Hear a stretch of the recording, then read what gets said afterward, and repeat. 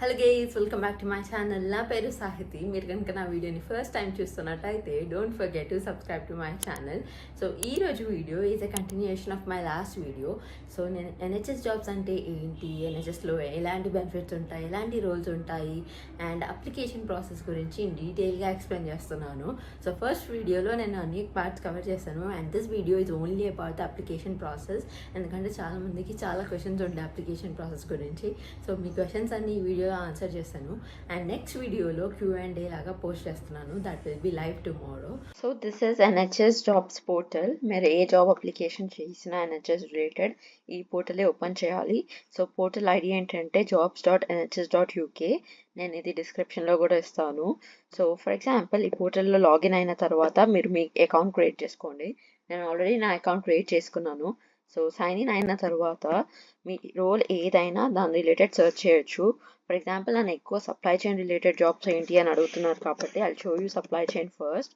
So supply చైన్ని నేను only supply chain అని సెలెక్ట్ చేస్తున్నాను. So I'm searching all over UK and this are the best match. దీంట్లో మనం ఎలా అంటే మనకి డిస్టెన్స్తో షార్ట్ లిస్ట్ చేసుకోవచ్చు. Like for example England, Wales ఎక్కడైనా. And work pattern related, for example part timers students కూడా పార్ట్ టైం జాబ్స్ అని సెర్చ్ చేయొచ్చు and full timers full time అని పెట్టి సెర్చ్ చేసుకోవచ్చు. అండ్ కొంతమందికి రిమోట్ వర్కింగ్ జాబ్సే కావాలి అని రిక్వైర్మెంట్ ఉంటుంది కదా, వాళ్ళు ఇలా రిమోట్ వర్కింగ్ ఆప్షన్ కూడా సెలెక్ట్ చేసుకోవచ్చు. అండ్ కమింగ్ టు కాంట్రాక్ట్, కొంతమందికి పర్మనెంట్, ఫిక్స్డ్ టర్మ్, అప్రెంటిస్షిప్. చాలామంది నన్ను ఇంటర్న్షిప్ ఎలా అప్లై చేయాలని అడుగుతారు కదా, సో ఇక్కడ ఇలా షార్ట్ లిస్ట్ చేసుకోవచ్చు. అప్రెంటిస్షిప్ అయితే అప్రెంటిస్షిప్ అని సెలెక్ట్ చేసుకోవడమే అండ్ పర్మనెంట్ జాబ్ అయితే పర్మనెంట్ జాబ్ అని సెర్చ్ చేసుకోవడము. అండ్ పే రేంజ్, కొంతమందికి శాలరీ రిక్వైర్మెంట్ ఉంటుంది కదా, as per the new visa policy మనకి సర్టెన్ శాలరీ ఉండాలి అని రిక్వైర్మెంట్ ఉంది కదా, 30,000 to 40,000. సో ఇది సెలెక్ట్ చేసుకోవచ్చు అనమాట. అండ్ పే గ్రేడ్స్, కొంతమందికి band, for example already work చేసే వాళ్ళు అనుకోండి, వాళ్ళు బ్యాండ్ 4లో ఉంటే బ్యాండ్ 5 నుంచి అబవ్ వరకు జాబ్స్ సెర్చ్ చేసుకోవచ్చు. So this is how you can apply filters. So నేను నార్మల్గా ఇలా అప్లై చేస్తే I got a role like supply chain assistant role. ఈ రోల్స్ని ఎలా సెర్చ్ చేయాలి, ఎలా దొరుకుతాయి, దీని గురించి ఇంపార్టెన్స్ చెప్తాను. సో ఫస్ట్ రోల్లో they mentioned what is the organization. నేను చెప్పినట్టయితే వీడియోలో NHS is a big organization. NHS England is the main parent organization. దాని కింద అన్ని చిన్న సబ్ ఆర్గనైజేషన్స్ అనమాట. సో అలా NHS Wales shared services partnership is part of NHS England. And ఇంకోటి నోటీస్ చేయాలంటే ప్రతి జాబ్కి క్లోజింగ్ డేట్ అని ఒక డేట్ ఇస్తారు. మీ అప్లికేషన్ మీరు ఆ డేట్ లోపు సబ్మిట్ చేయాలి. After that if you have submitted వాళ్ళు కన్సిడర్ చేయరు. And one more important thing, మీకు ఏవైనా అప్లికేషన్ రిలేటెడ్ డౌట్స్ ఉన్నా, ఇంటర్వ్యూ రిలేటెడ్ క్వశ్చన్స్ ఉన్నా, ఆర్ మీకు ఎవరికైనా లైక్ అడ్వాంటేజ్ ఎక్స్ట్రా స్టెప్ కావాలంటే ఇక్కడ వాళ్ళు డీటెయిల్స్ ఇచ్చారు కదా, పర్సన్ టు కాంటాక్ట్, అలా అన్ని అప్లికేషన్స్లో ఈ డీటెయిల్స్ ఇస్తారు. మీరు అప్లికేషన్ సబ్మిట్ చేసిన తర్వాత you can write an email to them, like ఒక పాజిటివ్ ఈమెయిల్ లాగా, లైక్ నేను సబ్మిట్ చేశాను, I want to you know get qualified for this role, like మీరు ఏమైనా టిప్స్ ఇవ్వగలుగుతారా అని ఇలా ఈమెయిల్ కూడా చేయొచ్చు. This will give you a positive impression. And also job summary, main duties ఏంటి అండ్ అబౌట్ అస్, ఇది ప్రాపర్గా చదవాలి అండ్ అర్థం చేసుకోవాలి. Most of the interview questions comes from this అనమాట. సో జాబ్ రోల్ని చాలా డీటెయిల్గా రాసి పెడతారు వాళ్ళు, సో అదంతా నేర్చుకోవాలి. అండ్ జాబ్ డిస్క్రిప్షన్లో ఎంత డీటెయిల్గా రాశారో అవన్నీ చూడండి. పర్సన్ స్పెసిఫికేషన్ అని పెట్టారు కదా, దీంట్లో ఎసెన్షియల్, డిజైరబుల్ అని పెట్టారు. ఎసెన్షియల్ అంటే మ్యాండేటరీగా మీ రెజ్యూమేలో ఉండాలి, లేకపోతే మీరు షార్ట్ లిస్ట్ అవ్వరు అని చెప్పి. And desirable is like an additional requirement, ఇది ఉన్నా లేకపోయినా నాట్ ఎ బిగ్ ప్రాబ్లం అన్నమాట. సో మీరు ఏదైనా అప్లికేషన్ చేసినప్పుడు ఎసెన్షియల్ మ్యాచ్ అవుతే చాలు, డిజైరబుల్ మ్యాచ్ అవుతే ఇట్స్ అన్ అడ్వాంటేజ్, అవ్వకపోతే నాట్ ఏ ప్రాబ్లం, దానివల్ల మీరు డిస్క్వాలిఫై అయితే అవ్వరు. అలానే నాలెడ్జ్లో కూడా ఎసెన్షియల్ ఉంటే చాలు, desirable is just an additional requirement. And most of the jobs ఇలా సర్టిఫికేట్ ఆఫ్ స్పాన్సర్షిప్ అని మెన్షన్ చేస్తే మీకు 100% వాళ్ళు స్కిల్డ్ వర్కర్ వీసా ఇస్తారు. ఒకవేళ వాళ్ళు మెన్షన్ చేయకపోతే వాళ్ళు ఇయ్యరు. సో ఫ్యూచర్లో జాయిన్ అయిన తర్వాత ఇస్తారేమో అన్న హోప్స్ కూడా పెట్టుకోవద్దు. ఆ రోల్ నుంచి వేరే రోల్కి చేంజ్ అయ్యి ఆ రోల్లో సర్టిఫికేట్ ఆఫ్ స్పాన్సర్షిప్ ఉంటే they might provide you. So వాళ్ళు ఇలా క్లియర్గా మెన్షన్ చేశారు కాబట్టి they will give you 100%. So ఒకవేళ మీకు స్పాన్సర్షిప్ రిక్వైర్మెంట్ ఉంటే మీరు 100% ఇలా రాసున్న రోల్సే అప్లై చేయండి, మీ టైం వేస్ట్ చేసుకోకండి.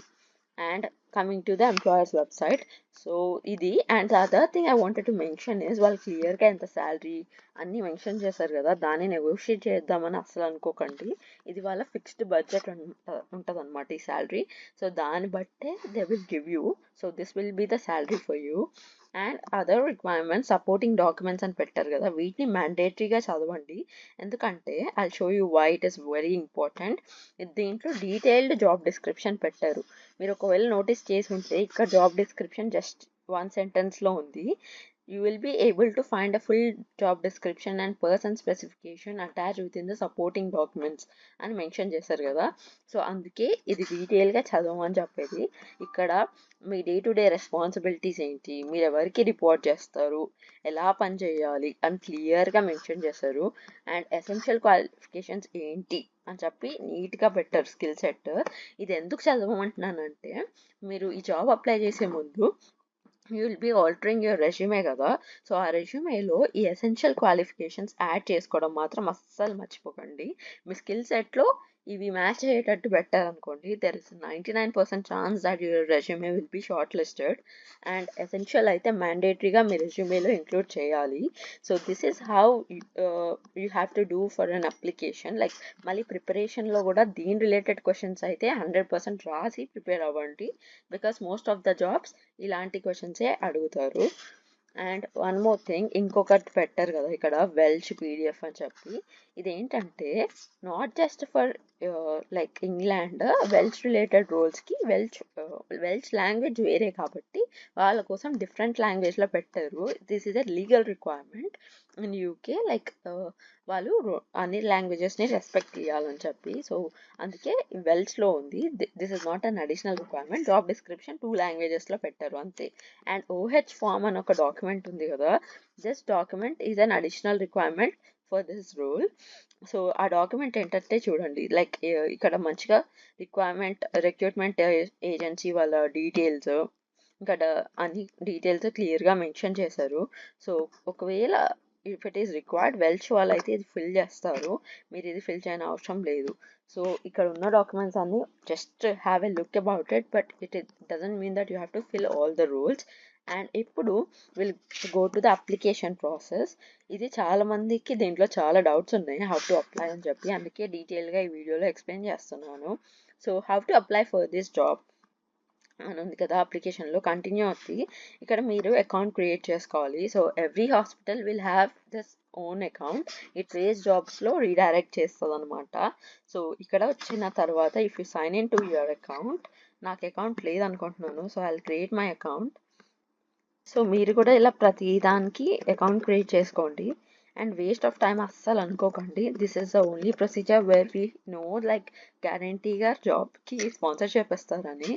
సో ఫర్ ఎగ్జాంపుల్ దాని రూల్కి ఐఎమ్ అప్లయింగ్ అనుకోండి, ఇది ఎవరికో చూపించడానికి క్రియేట్ చేశాను. సో ఫర్ ఎగ్జాంపుల్ ఇదే రోల్కి లాగిన్ అయ్యి చూపిస్తాను. సో ఇది అప్లికేషన్ ప్రాసెస్ ఈ సప్లై చైన్ అసిస్టెంట్ రూల్కి. సో ఫస్ట్ క్వశ్చన్ ఏ జాబ్కైనా వాళ్ళు అడిగేది are you a current employee or not అని. సో మీరు కరెంట్ ఎంప్లాయీ అయితే ఎస్ అని పెడతారు, కాదు కాబట్టి నో అని పెడతారు. And choose your immigration status. So immigration status differs from person to person. కొంతమంది టైర్ 2 జాబ్లో ఉండి ఇది అప్లై చేయొచ్చా అని అడుగుతున్నారు ఎన్హెచ్ఎస్ జాబ్. వాళ్ళు అలా అప్లై చేయాలనుకుంటే I have a tier 2 general work visa that was sponsored for me by my current employer అని సెలెక్ట్ చేసుకోవచ్చు. ఫర్ ఎగ్జాంపుల్ కొంతమంది ఇండియా నుంచి అప్లై చేద్దాం అనుకుంటున్నాను, నేను అప్లై చేయొచ్చా అని అడుగుతున్నారు. సో వాళ్ళు ఇండియా నుంచి I don't have a visa or right to work in UK అని సెలెక్ట్ చేసి అప్లై చేయొచ్చు ఇండియా నుంచి కూడా. అండ్ కొంతమంది విజిటింగ్ వీసాలో ఉండి అప్లై చేస్తారు కదా జాబ్స్, వాళ్ళకి విజిటింగ్ వీసా అని చెప్పి స్పెషలైజ్డ్గా ఉంది. అండ్ కొంతమందికి temporary work visa or youth mobility వీసాలో వస్తే ఆ రిలేటెడ్ స్పెసిఫికేషన్ కూడా ఉంది. You can select any option. And for students, mostly నా సబ్స్క్రైబర్స్ స్టూడెంట్స్ ఉంటారు కాబట్టి మీరు ఫుల్ టైం పొజిషన్కి అప్లై చేస్తున్నారో ఆర్ పార్ట్ టైం పొజిషన్కి అప్లై చేస్తే ఇలాంటి ఆప్షన్ సెలెక్ట్ చేసుకోవచ్చు. I have a student visa and I'm applying for a full time position, or I have a student visa, I'm applying for a part-time position. So ఇలా select చేసుకోవచ్చు అనమాట. So ఇలా select చేసుకున్న తర్వాత next option, which of the following options best matches your current status? I'm an employee, I'm not an employee, or I'm a re-employee candidate. So most of the people I know is not an employee, so they'll select not an employee, and terms and conditions ni agree chesi you can go to the next step. So as per the requirements first స్టెప్లోనే మనం ఈ రోల్కి eligible కాదు. So this post is only open to existing members or staff అని క్లియర్గా పెట్టారనమాట. So అలా మనం అప్లికేషన్ ప్రాసెస్ చేయొద్దు. సో ఇలా మోస్ట్ ఆఫ్ ద జాబ్స్కి షార్ట్ లిస్ట్ అయ్యేది ఫస్ట్ స్టెప్తోనే. మీరు అయినా రాంగ్ ఆన్సర్ ఇచ్చి అప్లై చేసినా at the end they will reject you. So అలా ప్రతి స్టెప్కి ఆలోచించి చేయాలి.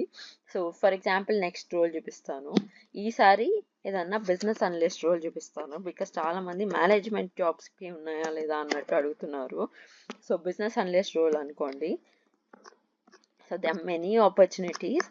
ఏదన్నా గ్రాడ్యుయేట్ రోల్ చూపిస్తాను, గ్రాడ్యుయేట్ బిజినెస్ అనలిస్ట్ అని. గ్రాడ్యుయేట్ అని మెన్షన్ చేసిన రోల్స్ మోస్ట్లీ ఫర్ స్టూడెంట్స్ ఉంటాయి. So apply for this job. So continue.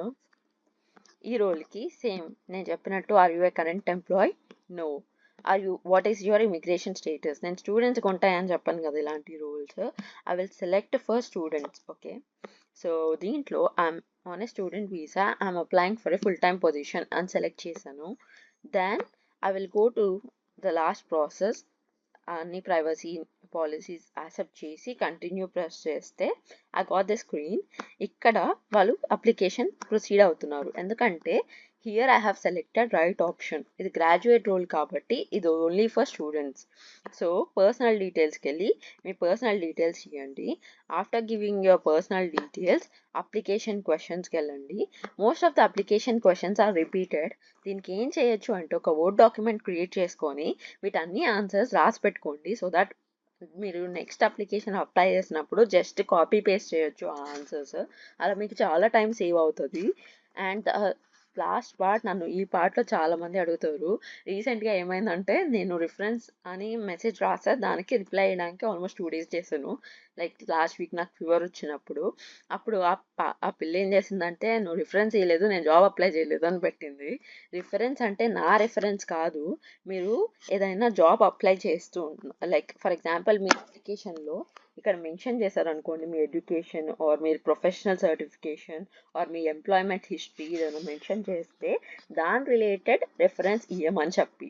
For example ఇదంతా పారాగ్రాఫ్ చదవండి. ఇదేంటంటే, if you are successful prior to appointment we will take up as many references as needed to cover all activities including periods of employment. మీరు previous work experience ఏదైనా పెడితే దాని related reference పెట్టమని.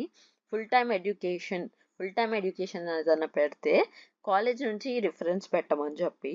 And that you have undertaken over the past 3 years. ఈ references కూడా last 3 years రిలేటెడే పెట్టాలి. For example మనం last 3 yearsలో 2 years masters చేసాము, 1 year ఎక్స్పీరియన్స్ ఉందనుకోండి, ఆ 1 year కంపెనీ రిఫరెన్స్ పెట్టాలి అండ్ ఈ 2 years మాస్టర్స్ రిఫరెన్స్ పెట్టాలి అని చెప్పి.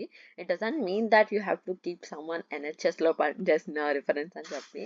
ఇక్కడ అలాంటి రిఫరెన్సెస్కి అంత కన్సిడరేషన్ ఏం ఇయ్యరు. So this is how it is. అలా రిఫరెన్స్ పెట్టాలన్నమాట. అండ్ నెక్స్ట్ ఈక్వల్ ఆపర్చునిటీస్లో about your like sex, race, religion and sexual orientation ఇవన్నీ ఇక్కడ కంప్లీట్ చేయాలి. And then later it is just submitting your application after filling your details. ఇవన్నీ జనరల్గా రాసి పెట్టుకుంటే చాలా తొందరగా అవుతుంది. And this is the common thing for any application. ఇవి కాకుండా ఇంకేమైనా డౌట్స్ ఉంటే మీరు కమెంట్స్లో రాయండి. I try to answer this. Like ఒకవేళ వీలైతే కమెంట్స్లోనే రిప్లై ఇస్తాను, లేకపోతే ఇంకో వీడియో చేసి చూపిస్తాను. I hope this is helpful. So ఈ వీడియో మీకు నచ్చితే లైక్ చేయడం మాత్రం మర్చిపోకండి. అండ్ ఇంకేమైనా డౌట్స్ ఉన్నా కమెంట్స్లో రాయండి. I hope you like this video.